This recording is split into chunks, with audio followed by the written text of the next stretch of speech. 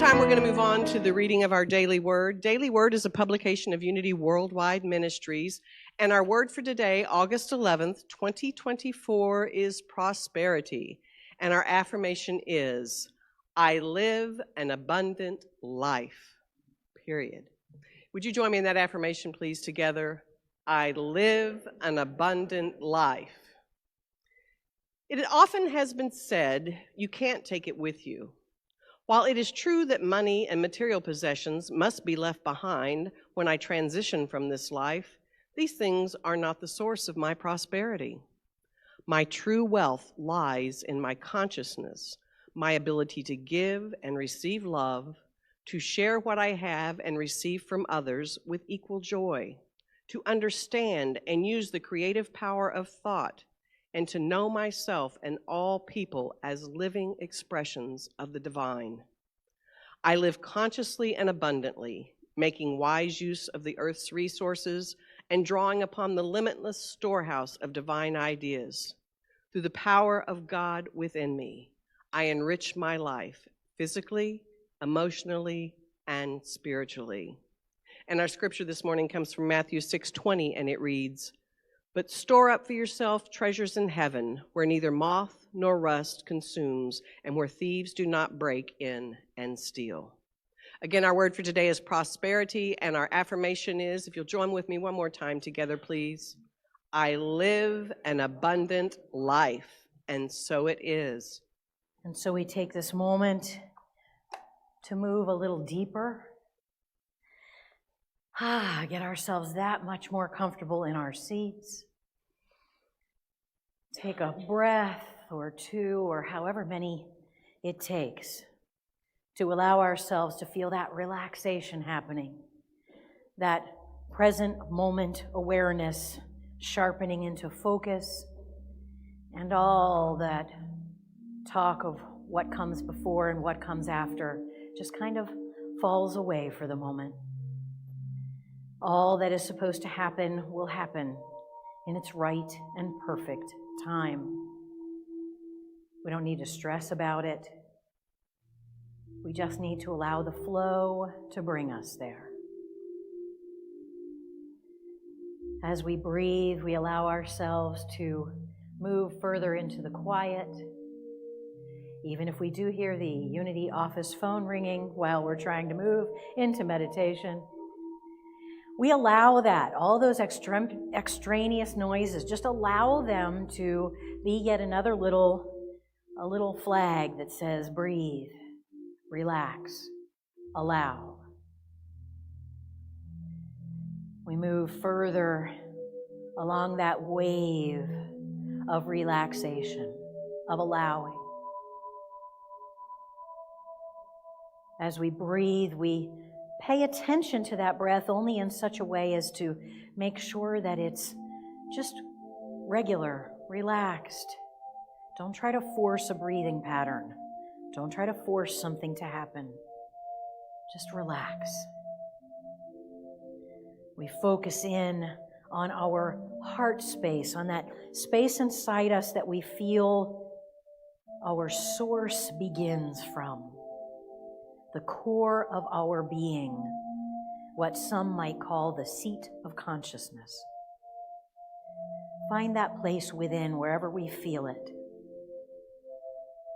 and allow our attention just to focus there. We bring the breath there. We allow the transition from inhaling Godness to focusing that energy into relaxing and releasing, and then exhaling all that we do not need in this moment. We inhale source. We inhale unlimited potential, supply, love, support. We allow it to take root in our center and move through us.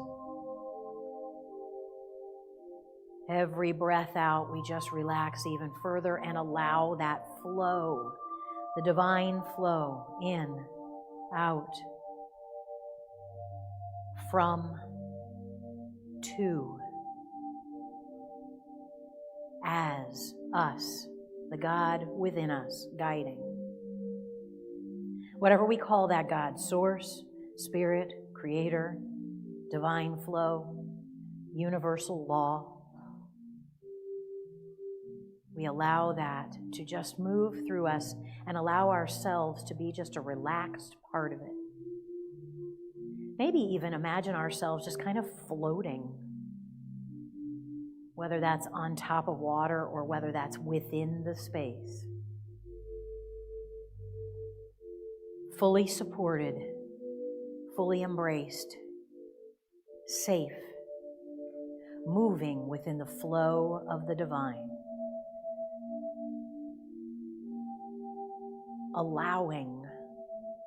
If thoughts come, we let them. We watch them come, we watch them go. We relax, we release, we steep within the presence of Source. And then we take that energy for just a moment into the relaxation, into the pouring forth of Spirit from within in the silence as we become filled with the Spirit of Source energy.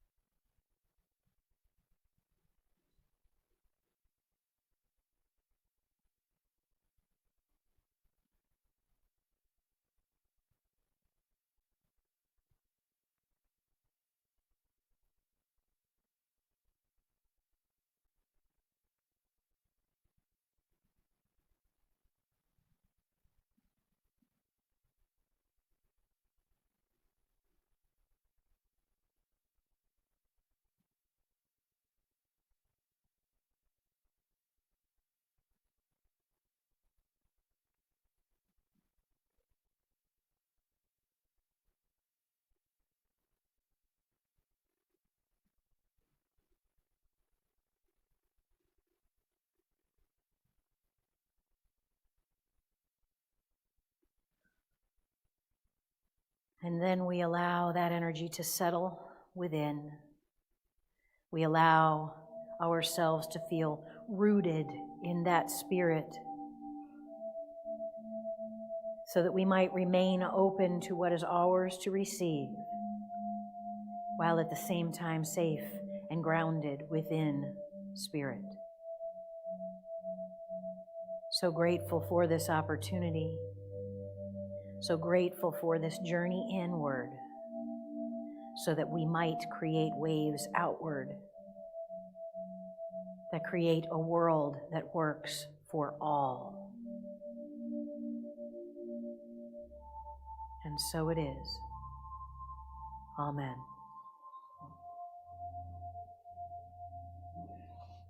So do you feel that? I'm shaking, like just a declaration like that, just to say, you know what?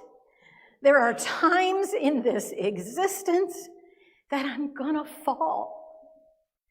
There are things that are going to happen that are gonna push me past what I can stand on my feet and deal with.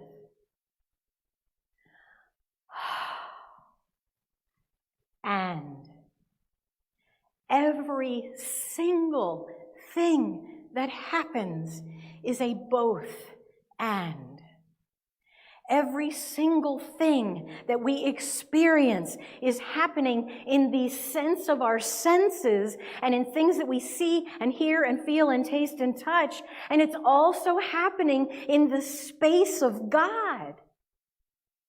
So there's always these both and layers that are happening to everything in our lives. That's why I say it again and again and again. Our teachers, our triggers are our teachers. those things that we feel like are just pushing us, that are either annoying us or feel like they're hurting us or scaring us, whatever those things are, we are so programmed to do anything we can to get away from them, or to make them stop, or to silence them.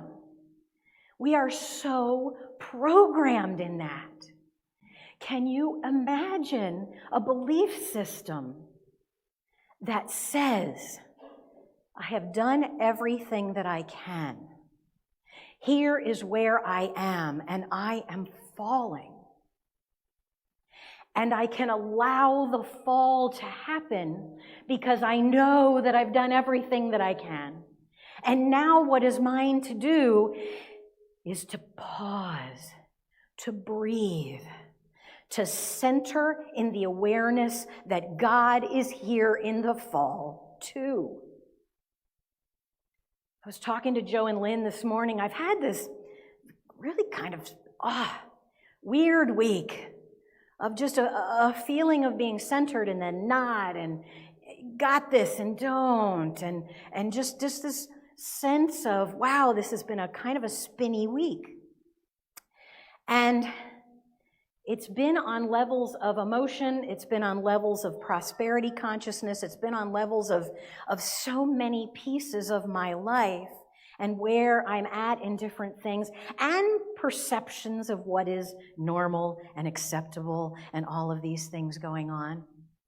All of that layers to where, kind of hard to get the footing.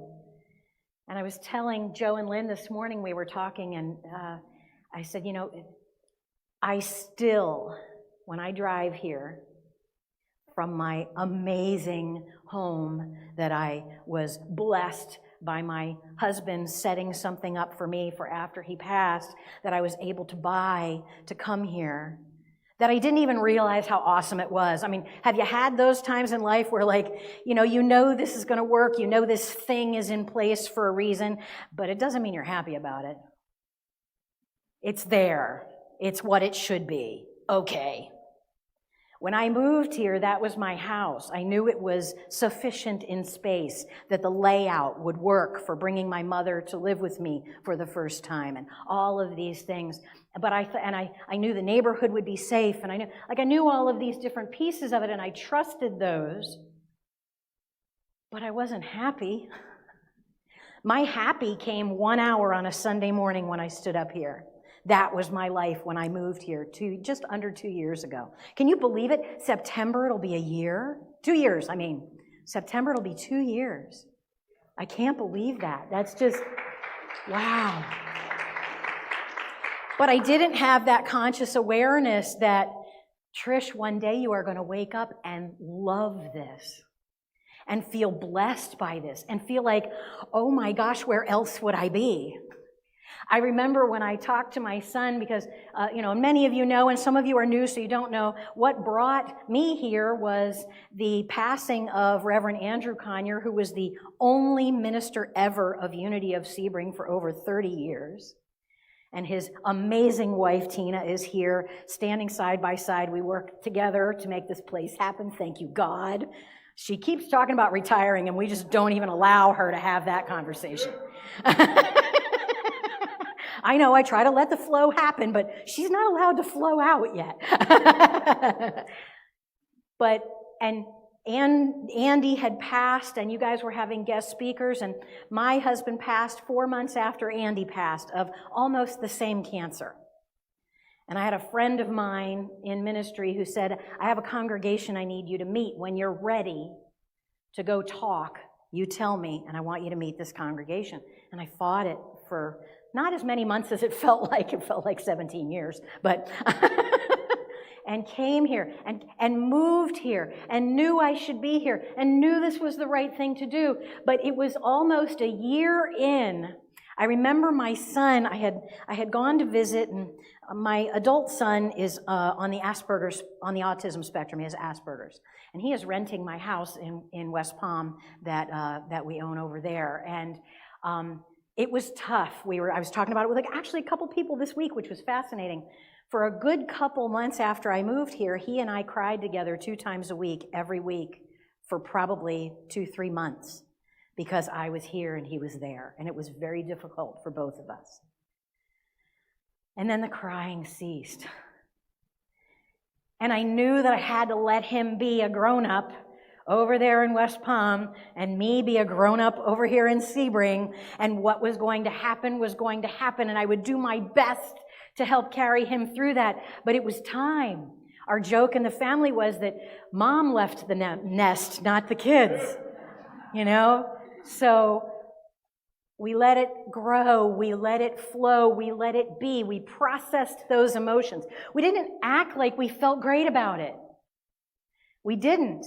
But about a year in, he started to get sad again when I would come over and visit.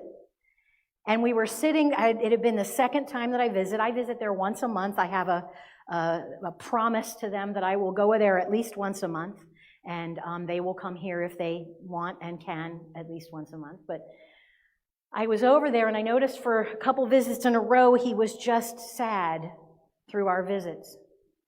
And the second visit, I said, "Hey, kiddo, you know, you can be sad about this. Is there something wrong?" And he said, "I'm just going to miss you when you leave." And I said, "Guess what? I'm going to cry halfway home." Because it's what happens. And if we take our time that we have to be sad about how we're going to feel in an hour, we're going to miss this moment. We're going to miss it. I don't want to miss it. So let me be here present now. And when that moment happens, and we'll be fully present to that moment too. Because guess what? Tears are holy water. This is something that I wish more people would get. How many times have you started crying in a setting and said, "Oh, I'm so sorry"? Why do we do that? You know the reason we mostly do that? Because we're afraid it's going to make someone else uncomfortable. We're afraid to make other people uncomfortable. We are often afraid to take up space, to be in the space that we should be inhabiting. We're only going to be in this bodysuit for a set amount of years. We are always going to be spirit. We are always going to be a part of the fabric of Godness. And this skin we're in is like a balloon. At some point, and I should have brought my balloon out here, I will usually do this and blow up a balloon and then just let it go, as if you need that visual. But at some point, the skin is not going to be what we're going to be in anymore. And we're still going to exist within the fabric of Godness. So if we can move through this time in this skin, knowing that there will be falls, and there will be climbs, and there will be pain, and there will be joy, nothing is permanent. The only constant is change in this world of time and space reality. But the truth underneath is that we are in God. So if we can take those moments, like I did when I came here, I knew with every cell in my being that I was supposed to be here. I still believe with every cell of my being that this is exactly where I'm supposed to be. And about a year and a half after I moved, or a year maybe after I moved, and my son and I were talking, he decided he really wanted that house and wanted to be there and loved having his own space and replacing wax rings in toilets and having his mother pay him to do it. And all of these new spaces he was growing into, he was finally understanding that there was a space in this at which he was starting to thrive. He got engaged. They're planning their wedding.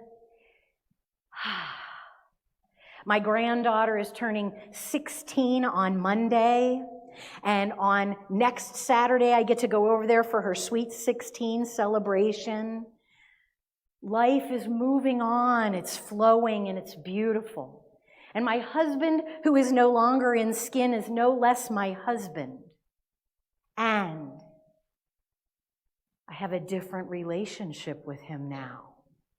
I have a different relationship with that part of my life and where I am and where I genuinely am growing roots with my feet landed firmly here. Oh, believe me, stuff has happened. It always does.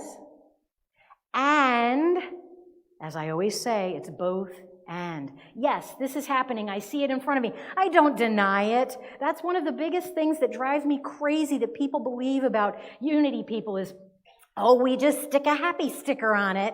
It's all good. It's all good. We don't, yeah, I hear you, Reva. I get you. Yeah. That's only half of the equation. There's two sides to the coin. There's two sides to the coin. There is an affirmation, and with every affirmation, there is a denial. Now, not in denial, not, I'm so happy, even when I'm miserable. We feel that. We know what's happening within us and within the world around us. We don't deny when there's chaos.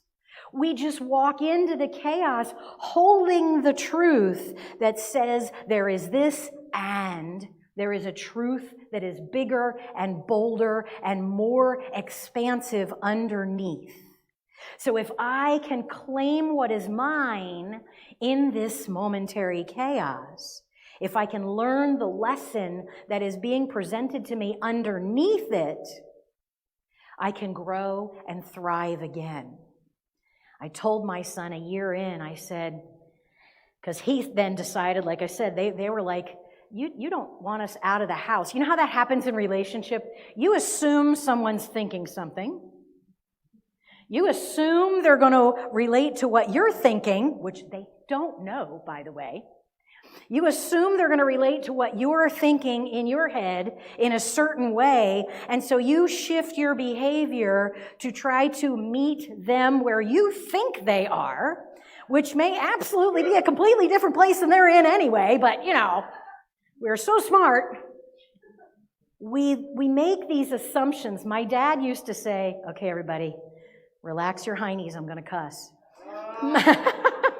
My dad used to say, when you assume, you make an ass out of you and me. Can we stay open? Can we know that underneath, yeah, maybe they're thinking exactly what we think they're thinking. And guess what? We still have a right to where we're at, too. And if we can hold it expansively in the way of being within God, we cannot go in like this or sporting for a fight that we're expecting to come. We can go in relaxed. Check yourself. Every time you are walking into something that you are anticipating is going to either be a challenge or something confrontational, do a body check-in. How tense am I right now? Could you bounce pennies off my shoulders? Relax for a second. Take a breath.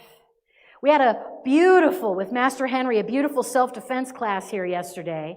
And his whole message to us was, just because, well, there was a whole bunch there, but let me encapsulate a piece of it. When someone is attacking you, they're coming with their agenda.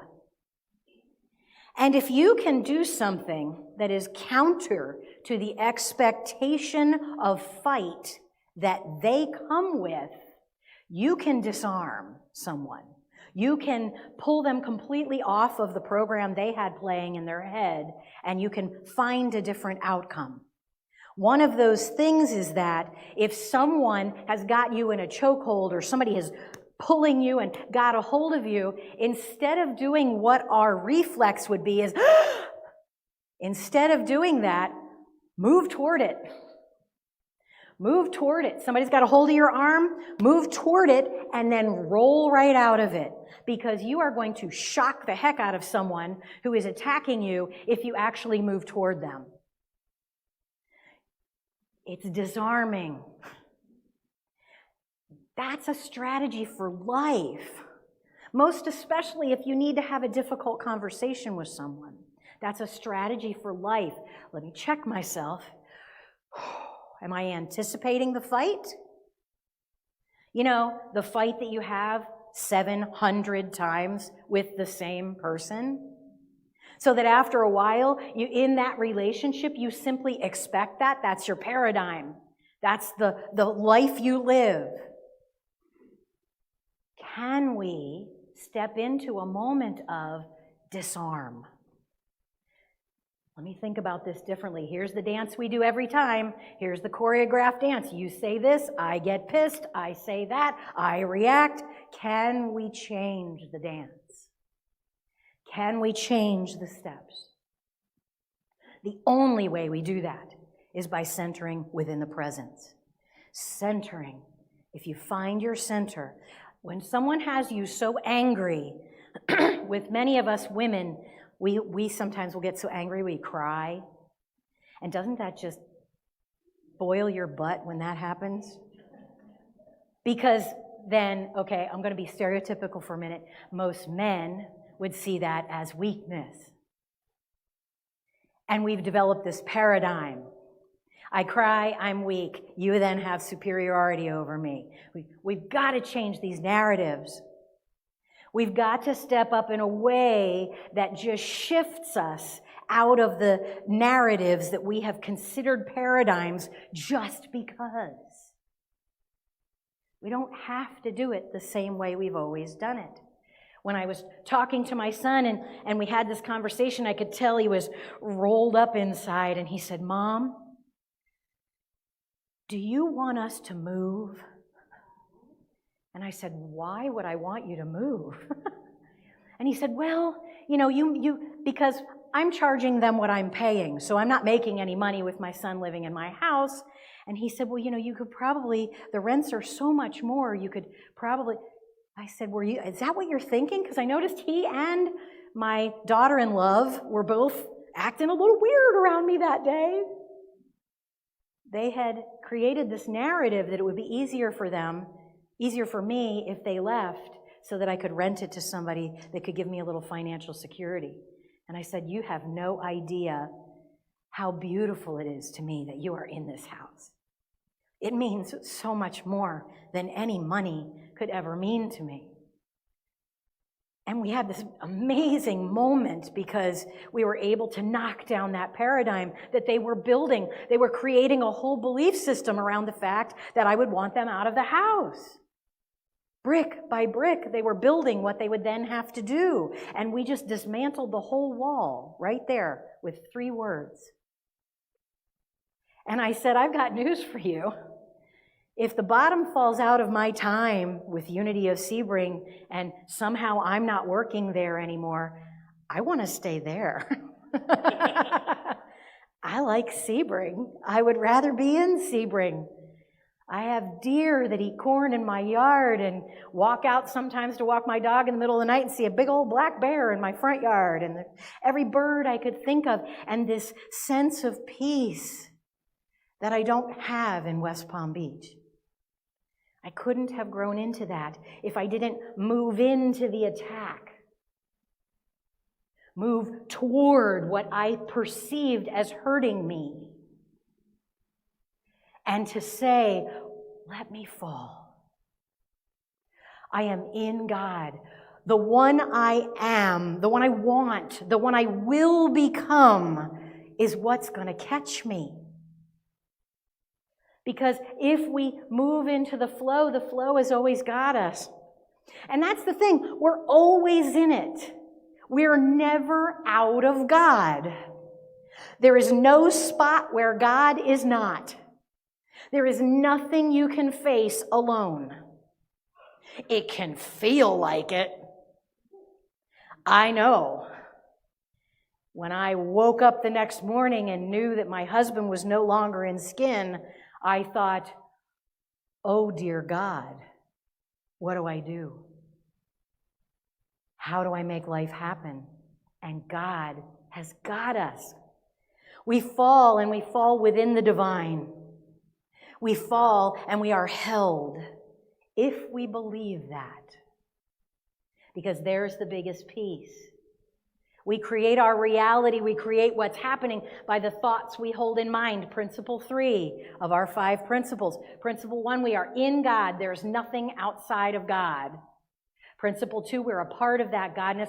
Principle 3, we are creating our life by the thoughts and beliefs we are holding longest and strongest. Principle 4, we come back to center to be in that awareness, and we pray and we meditate and we connect, we breathe, we pause, whatever it is that we need to do to come back into that centered space.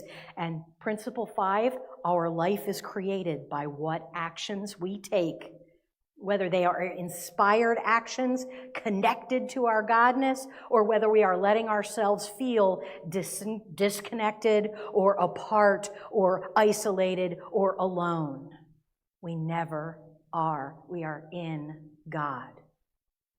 One of the biggest denials and affirmations I have ever used is denial. This situation has no ultimate power over me. That's what we would call a really strong denial. Not, it's not happening, la, la, la, la, la. Not that.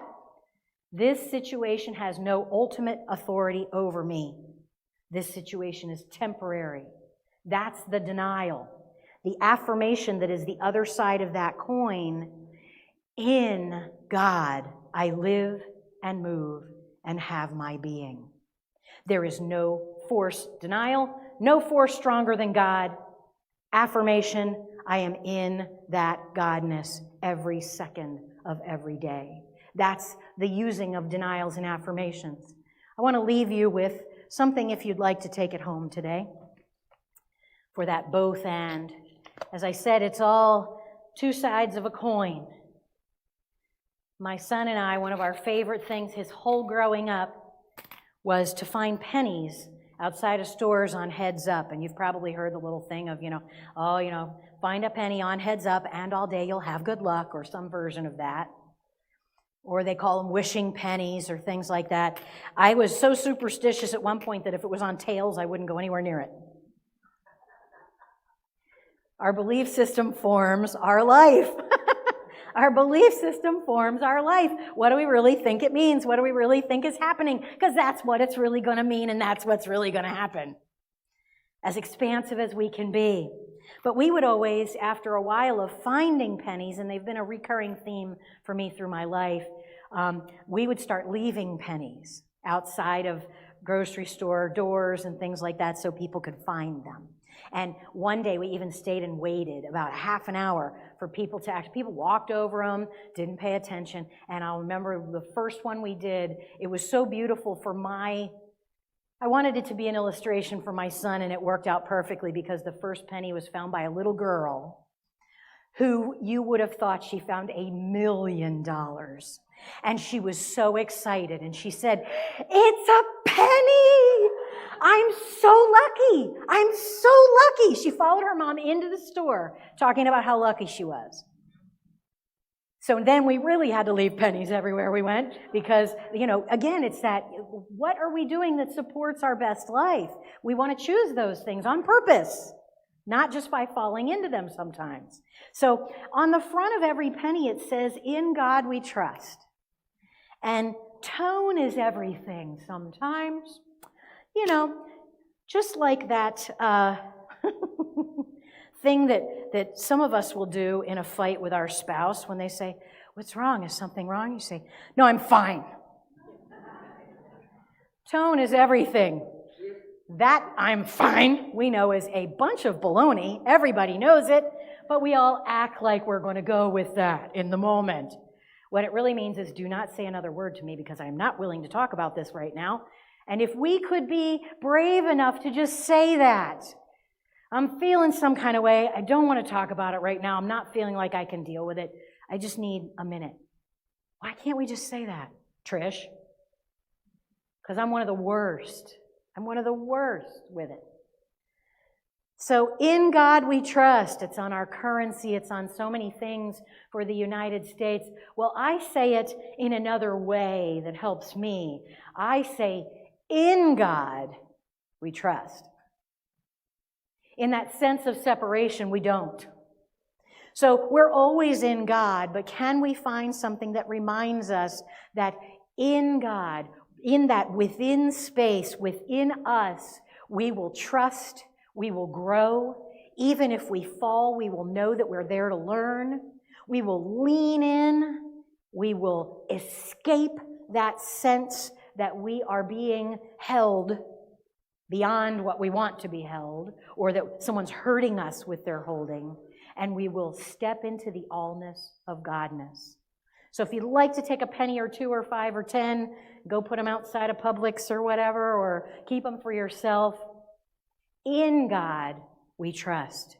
Remember and trust that you are in God every moment of every day. The one you will become will catch you.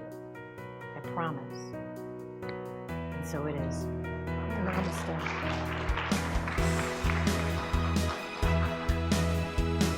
Trish, Tina, and the production team thank you for joining us. You can submit a prayer request, donate, and find more information on our website at www.unityofsebring.org.